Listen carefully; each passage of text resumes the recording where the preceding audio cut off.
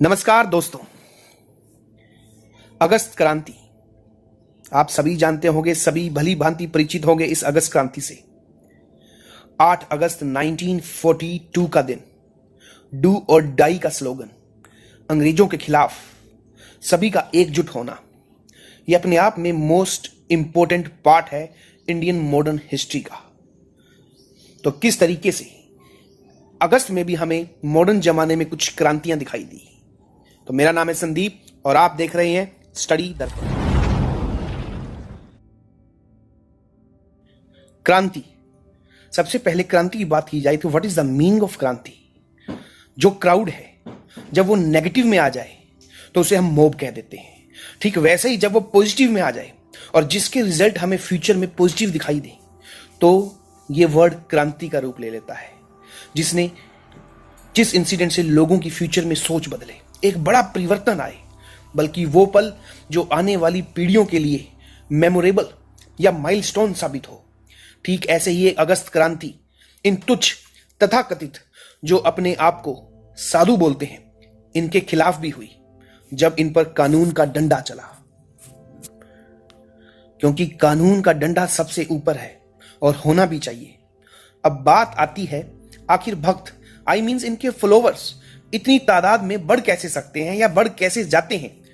देखिए, इनके पीछे हमें जो कारण नजर आते हैं वो है राजनीतिक, जी हां, political, economical, social and population की बात की जाए तो हम बहुत जल्द, आपको पता है, चाइना को भी पीछे छोड़ने वाले हैं। तो पॉपुलेशन में हर टाइप के आपको एम्प्लॉयड भी मिलेंगे, अनएम्प्लॉयड भी मिलेंगे, अनपढ़ भी मिलेंगे और पढ़े लिखे अनपढ़ भी मिलेंगे। तो किस तरीके से बाबाओं के चंगुल में फंसते हैं।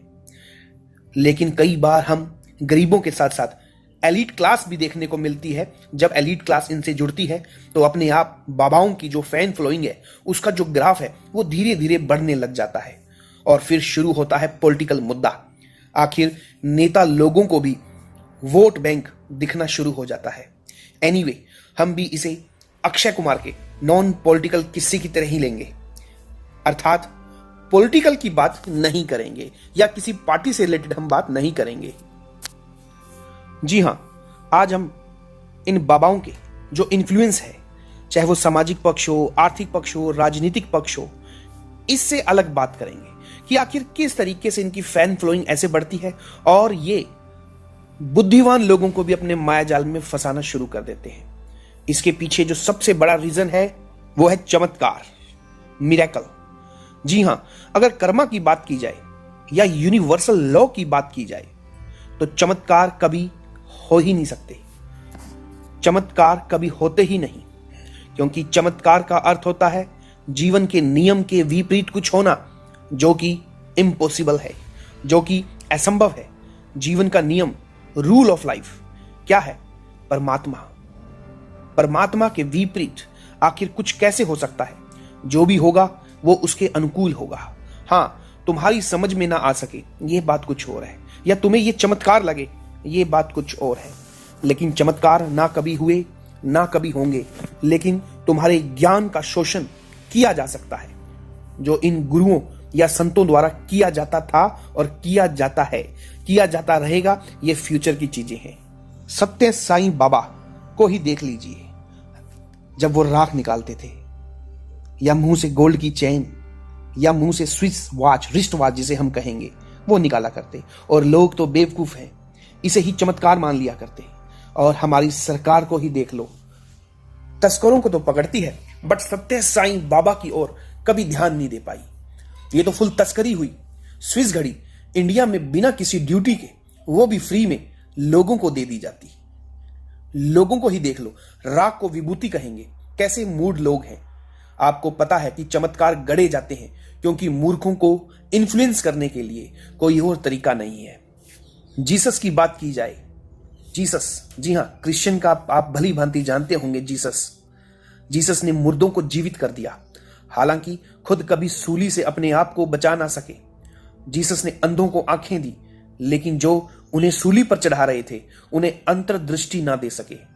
कहते हैं लंगड़े लूले लोगों को पहाड़ पर चढ़ा दिया, लेकिन खुद जब गोलगोथा की पहाड़ी पर सूली को कंधे पर चढ़ाकर चढ़ने पर लगे तो 3 बार गिरे। पांव लहूलुहान हो गए। लंगड़ों को पहाड़ पर चढ़ा दिया, परंतु खुद छोटे से टीले पर ना चढ़ सके। जी हां, छोटा सा टीला ही कहेंगे, पहाड़ी तो वो हो ही नहीं सकती हाइट के बेस पे बात की जाए। तो ये सब कहानियां बाद में गढ़ी गई। कहते हैं 3 दिन के बाद जीसस जीवित हो गए, परंतु 3 दिन बाद क्या हुआ इसके बारे में क्रिश्चियंस के पास कोई कहानी नहीं है। ये कथाएं मढ़ दी जाती है मूढ़ों को प्रभावित करने के लिए। महावीर की बात करें तो कहते हैं कि महावीर जब चलते थे तो उनके रास्ते में जो कोई भी कांटे होते थे वो उलट जाया करते।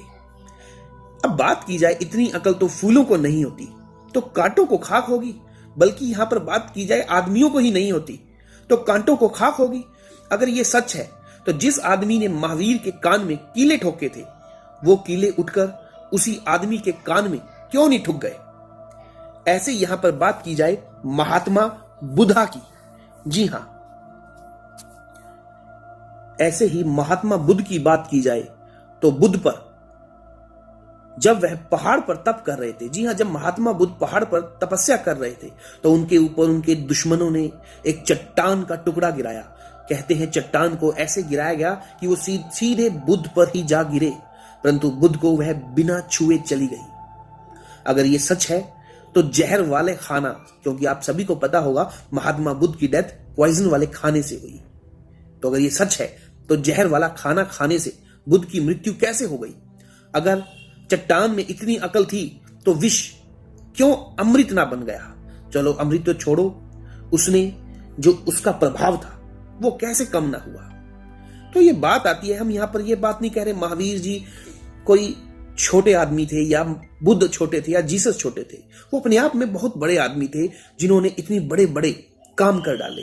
लेकिन बात अब यहां पर आती है कि ये जो इनके पीछे कहानियां मढ़ी गई ये सब बाद में मढ़ी गई, ये जो चमत्कार थे ये सब बाद में बढ़े गए। अब इनकी तपस्या में कोई प्रश्न नहीं, क्योंकि अपने आप में ये बुद्ध हैं जो प्रबुद्ध को पा गए। परंतु बात तो मूढ़ों के चमत्कार की है। इंडियन तो लंबी लंबी फेंकने में वैसे ही चकते नहीं है। फिर बात चाहे पुराने जमाने की हो और आज के जमाने की, बात चमत्कार की हो तो सबसे बड़ी बात आती है हमारे इंडिया में बंगाल की, क्योंकि सबको पता है बंगाल का जादू सब चढ़कर बोलता है। बंगाल का नाम आए तो ऐसा हो ही नहीं सकता कि बंगाल के जादू की बात ना आए, बंगाल के चमत्कार की बात ना आए। तो एक बार की बात है, बंगाल में एक बंगाली बाबा बहुत प्रसिद्ध था। उन्होंने अपनी लाइफ में एक बार चमत्कार दिखाया, उसके बाद उन्हें कभी चमत्कार दिखाने की जरूरत ना पड़ी, क्योंकि वो इतने प्रसिद्ध हो गए उस चमत्कार के बाद। चमत्कार उन्होंने ये दिखाया कि एक बार वो ट्रेन में सवार हुए, फिर टिकट कलेक्टर जब आया तो उन्होंने कहा कि टिकट दिखाइए। बाबा ने कहा कि अपने शब्द वापिस ले लो, फकीरों से कोई टिकट वापिस नहीं मांग सकता। टीटी भी गुस्से में आ गया। अंग्रेजों के जमाने की बात है। टीटी ने कहा बाबागिरी यहां ना चलेगी, बाबागिरी अपने घर दिखाना। ये गवर्नमेंट की ट्रेन है, ये ब्रिटिश ईस्ट इंडिया कंपनी की ट्रेन है, बाबा होंगे तो अपने घर पे। बाबा गुस्से में आ गया। बाबा ने कहा देखते हैं कौन मुझे ट्रेन में जाने से रोकता है। टीटी ने धक्का देकर उन्हें बाहर निकाल दिया। बाबा उतर गए। बाबा ने चैलेंज दे दिया कि देखते हैं गाड़ी 1 इंच भी कैसे आगे सरक जाएगी। अब गार्ड सीटी बजाता रहा, ड्राइवर इंजन पर हाथ साफ करता रहा, परंतु गाड़ी टस से मस नहीं हुई। देखते ही देखते तहलका मच गया। पूरे स्टेशन की भीड़ साधु के पास इकट्ठी हो गई। बंगाली बाबा ने गजब कर दिया, गाड़ी रोक दी। ड्राइवर बोला मैं भी चकित हूं कि इंजन में कोई खराबी नहीं, बट ट्रेन आगे क्यों नहीं सरक रही। पूरा रेलवे सिस्टम आगे पीछे। बाबा के लास्ट में ड्राइवर ने टीटी से कहा कि माफी मांग लो और बाबा को ट्रेन में ले जाओ। भीड़ में हजारों काम करने हैं, किसी ने जल्दी घर जाना है, किसी ने हॉस्पिटल जाना है, किसी अपनी जॉब पे जाना है। तो टीटी को भी टेंशन हो गई सभी की कि कहीं मेरी यहां पर कुटापा ना पड़ जाए। किसी को बात की जाए तो टीटी ने जबरदस्ती बाबा से माफी मांगनी पड़ी। जब टीटी ने माफी मांगी तो बाबा ने कहा सिर्फ माफी नहीं चलेगी, मुझे नारियल ला के दो। जब तक मैं नारियल ना फोड़ लूं ये ट्रेन आगे नहीं जाएगी।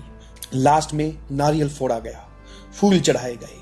और बाबा ने कहा नेक्स्ट टाइम कोई भी फकीर से टिकट मत मांगना। बाबा गाड़ी में बैठे और गाड़ी चल पड़ी। तो ये अपने आप में एक चमत्कार पल था। कहते हैं उस दिन लाखों का चढ़ावा बाबा पर चढ़ गया।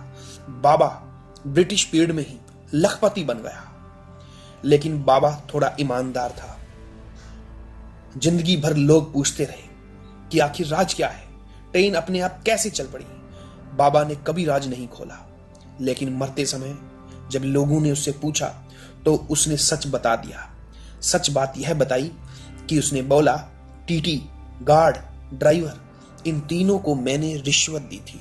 तीनों मेरे आदमी थे। तो तीनों जब उसके आदमी थे तो गाड़ी रोकने में क्या दिक्कत।